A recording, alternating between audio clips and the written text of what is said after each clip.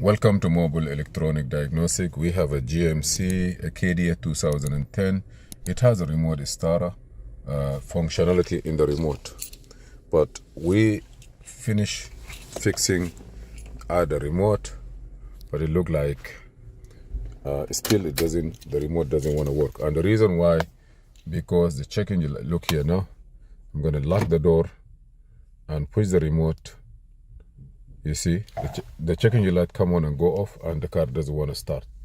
I'm going to lock it again, unlock it again, leave it. Why? Because when you start the car, the check engine light is on. See, when you start the car, the check engine light is on. As long as you have a check engine light on, the remote starter functionality will not work. And that I have it even on my Toyota car. No, my Durango, the Durango also will have the same issue.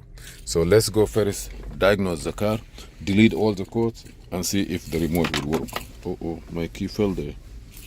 One of the key fell there. So let me go back. We are in a mobilizer section. We're gonna go out, come back.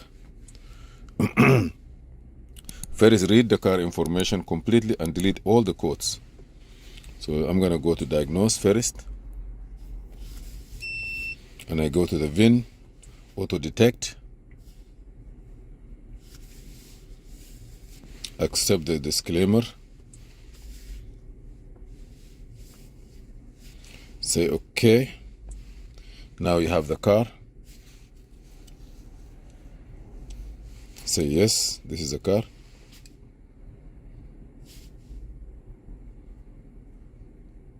I already did the key for you, so I just want to see why the remote is started. I'm going to scan the whole car. Diagnose, auto scan. I will scan the whole car, all the computers, and delete all the codes. I want to see what is there, why the check engine light is there. The engine, you have 1 fault. Transmission, 2 fault. Brake, no fault.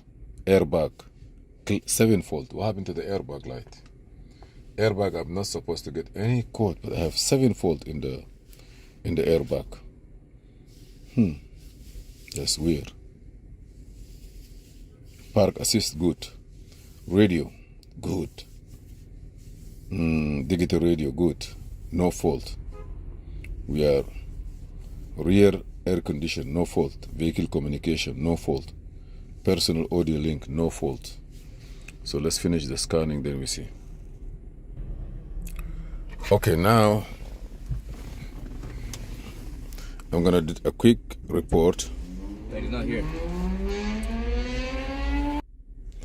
Okay, now I have only 10 faults. So I'm gonna scroll down, or maybe 10.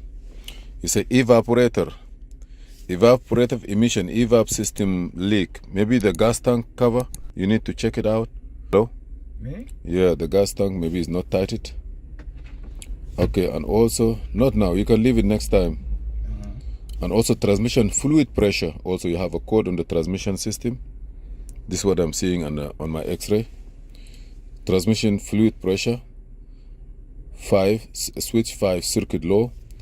Airbag, passenger seat belt buckle, driver seat belt buckle, driver seat side airbag, driver seat circuit. I see some code here. I don't know.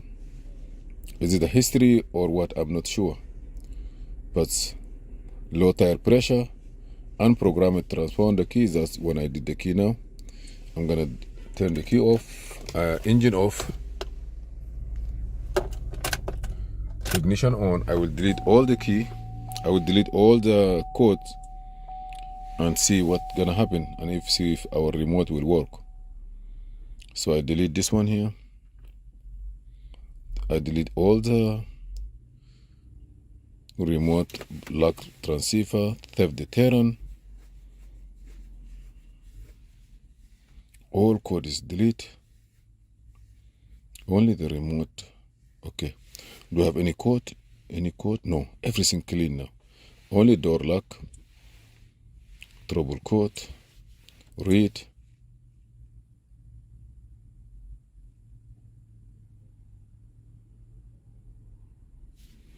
Okay.